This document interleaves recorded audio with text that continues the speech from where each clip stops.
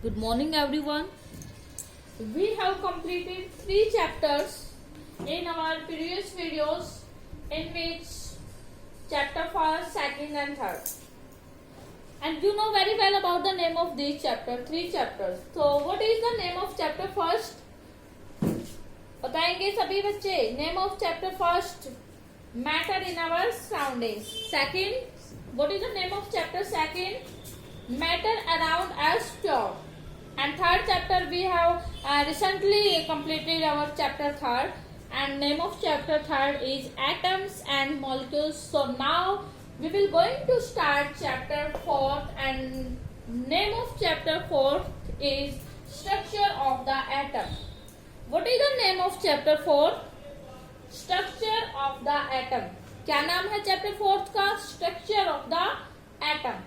ठीक है, this is the last chapter of chemistry in our 9th class. But in your 11th class you will study this chapter again, and name of chapter is structure of an atom. ठीक है, थोड़ा सा नाम change हो जाएगा 11th class में. Structure of an atom, ये तो क्या स्ट्रक्चर ऑफ द एटम होगा, उसमें 11th में हो जाएगा एटॉमिक स्ट्रक्चर. सॉरी, क्या होगा 11th में? Atomic structure. So let's start our chapter 4th. So first start we will going to introduce the chapters. Structure of the atom. What is the introduction of this chapter? So introduction start करते हैं chapter 4th में. Introduction. ठीक है, इस chapter का introduction. So we have studied in DAT. We have studied in DAT. What is DAT? What is meant by DAT? You already discussed about the DAT in our chapter 3rd. Dalton's atomic theory. क्या है DAT? Dalton's atomic theory, in which we have discussed about the postulate of Dalton's atomic theory, in which one postulate is that matter is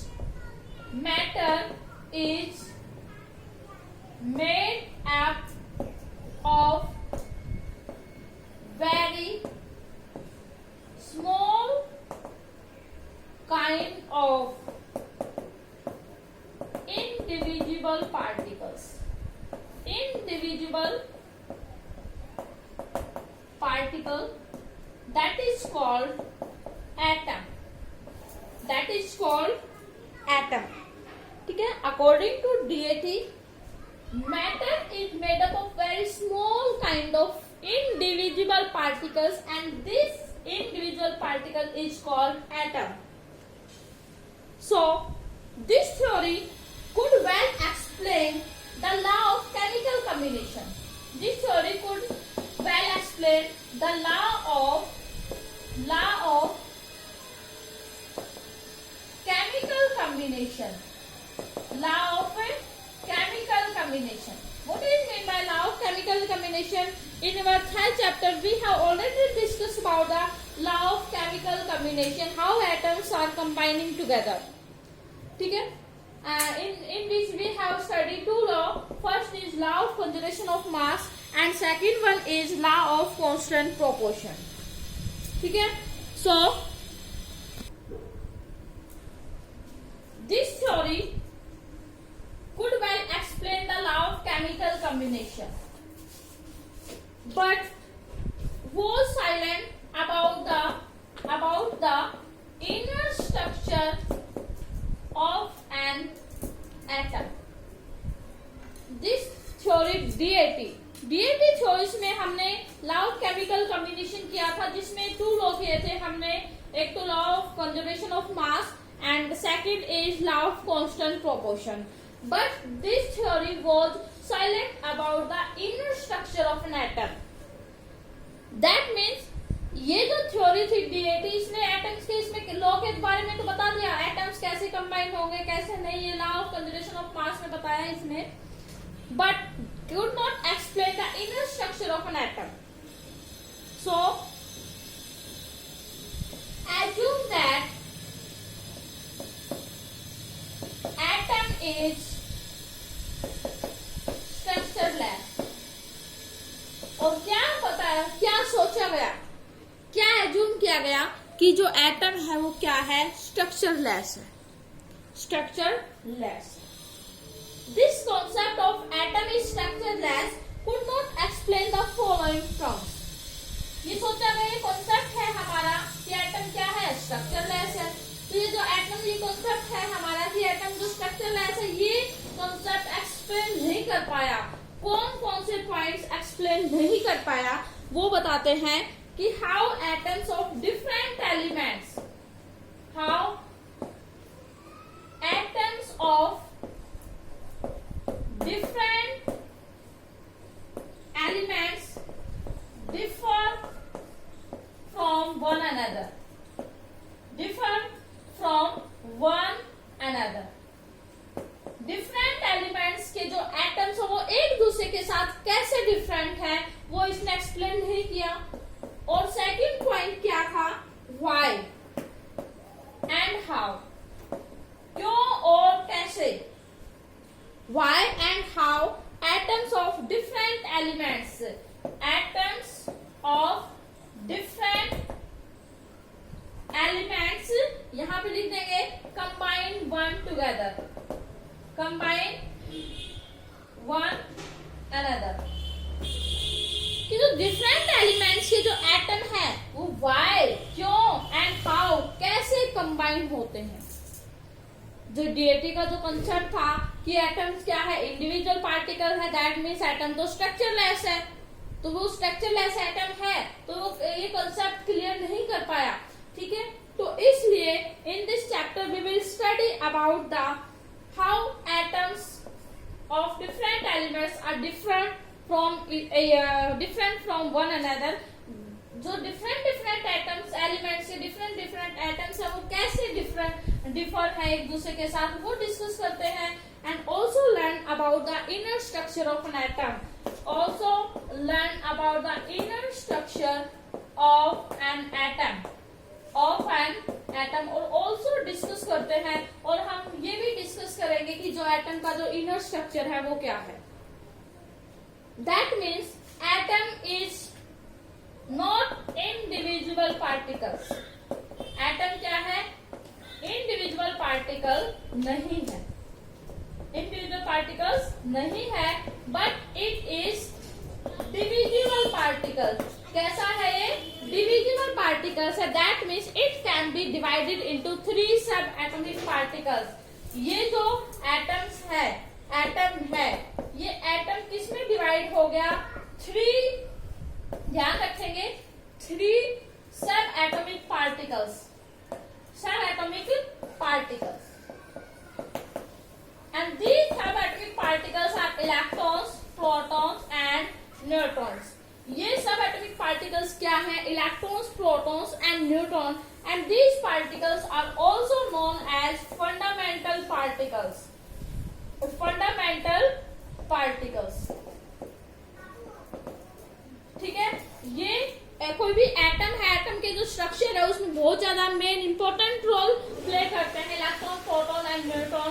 सो इसको हमने क्या कहा, fundamental particles. What are the fundamental particles, what are 3 fundamental particles, electrons, protons and neutrons are fundamental particles. ठीक है, तो atom क्या है, अब इस चैप्टर में हम डिस्कस करेंगे कि जो एटम है वो इनडिविजुअल पार्टिकल नहीं है। डीएटी ने क्या कहा, atom is individual particle which can not be divided into 2 or more parts, but further atom is divisible particles and it can be divided into 3 subatomic particles, that is called electrons, protons and neutrons, and these electrons, protons and neutrons are called fundamental particles। ठीक है, so this is the introduction of this chapter, chapter 4। Name क्या है chapter 4 का, structure of an atom. ठीक है, and now next topic अब हमारा start होता है। Topic, first topic, charge particle in matter. Charge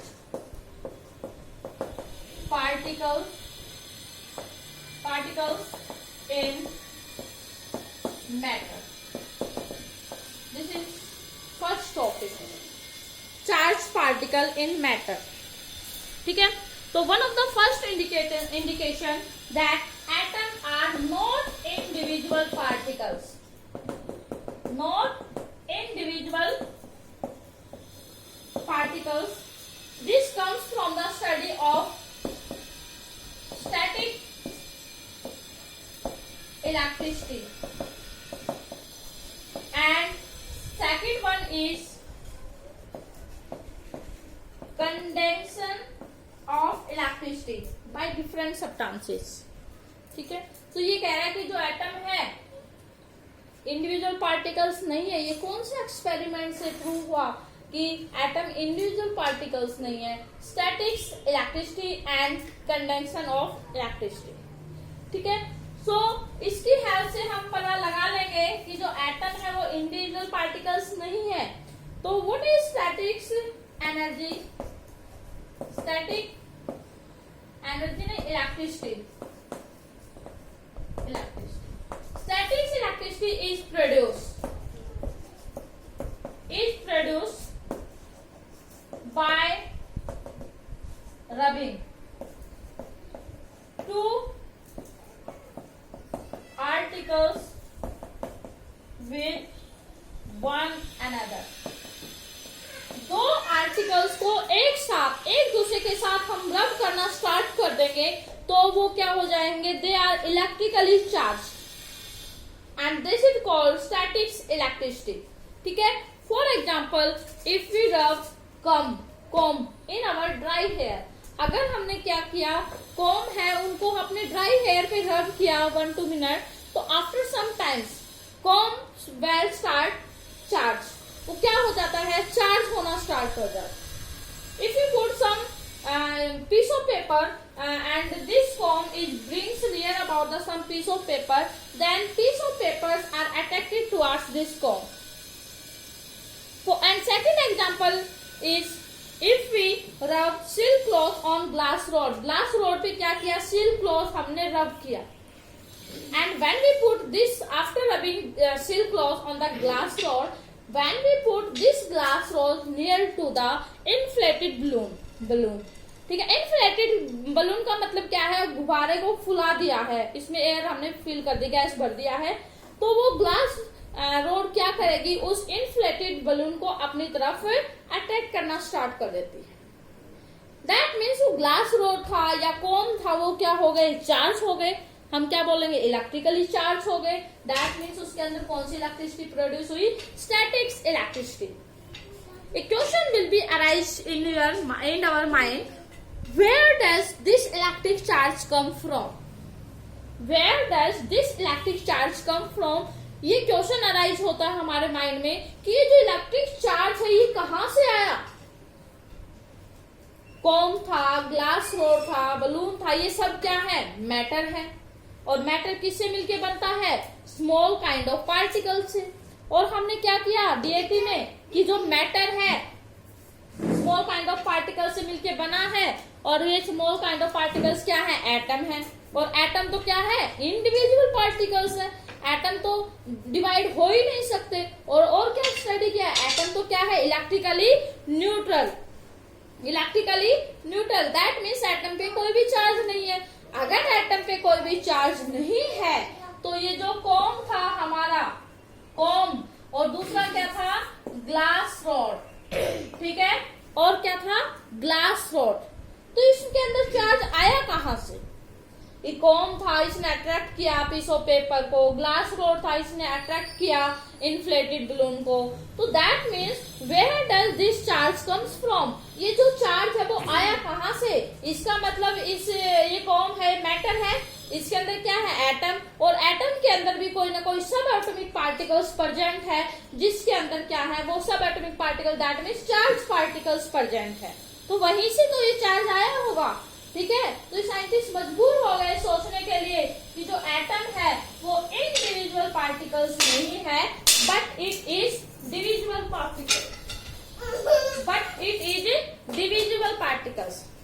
तो इसके बाद में हमने स्टडी किया कि जो इलेक्ट्रॉन्स, प्रोटॉन्स, न्यूट्रॉन है, बाद में अब तो हमारे पास डिस्कवरी होने के बाद आ चुकी है ना बुक, हम बता सकते हैं फिर बाद में पता चला कि ये दो इलेक्ट्रिकली जो चार्ज पार्टिकल्स हैं वो क्या है, electrons, protons and neutron. Electrons पे कैसा चार्ज, नेगेटिव चार्ज, प्रोटॉन पे कैसा charge, positive charge and neutron पर नो चार्ज। ठीक है, तो ये जो हमारा टॉपिक था चार्ज पार्टिकल्स इन मैटर। ठीक है, तो ये आपको क्लियर हो गया होगा। एग्जाम्पल दिया, कॉम लिया, ग्लास रोड लिया, कॉम को ड्राई हेयर पे रब किया तो चार्ज हो जाता है। दैट मीन्स मैटर के अंदर क्या है, चार्ज पार्टिकल्स है। एटम है, एटम के अंदर क्या है, चार्ज पार्टिकल्स है। ठीक है, ग्लास रोड भी वो इन्फ्लेटेड बलून्स को अपनी तरफ अट्रैक्ट कर रही है तो उसके अंदर भी क्या है, चार्ज पार्टिकल्स है। ठीक है, तो next video we will discuss about the discovery of electrons and cathode rays. ठीक है, तो दिस इज चैप्टर 4।